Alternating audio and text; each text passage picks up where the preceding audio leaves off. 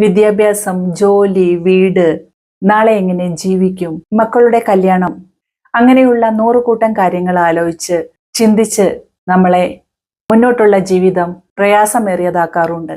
ഇത്തരം സന്ദർഭങ്ങളിൽ നമുക്ക് മാനസിക സമ്മർദ്ദം, മാനസിക സംഘർഷം, ആകാംക്ഷ, ഉത്കണ്ഠ, പിരിമുറുക്കം എന്നിവയെല്ലാം വരാറുണ്ട്. ഇത്തരം അവസരങ്ങളിൽ നമ്മൾ അതിൽ നിന്നും രക്ഷപ്പെടാനായിട്ട് സ്വയം ശ്രമിക്കുക. നമ്മളൊരു കിണറ്റിൽ വീണാലോ അല്ലെങ്കിൽ ഒരു പുഴയിൽ വീണാലോ നമ്മൾ അതിൽ നിന്ന് രക്ഷപ്പെടാനായിട്ട് നമ്മൾ ശ്രമിക്കാറുണ്ടല്ലോ, അല്ലെങ്കിൽ നമ്മൾ അവിടെ തന്നെ കിടക്കാറില്ലല്ലോ.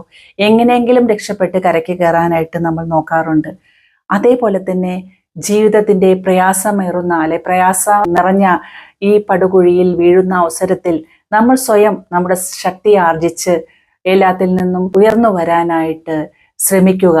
അതിനായിട്ട് നമുക്ക് ധ്യാനം ശീലമാക്കാം, യോഗനിദ്ര ശീലമാക്കാം, പ്രാണായാമങ്ങൾ, ശ്വസനക്രിയകളെല്ലാം ശീലമാക്കാം.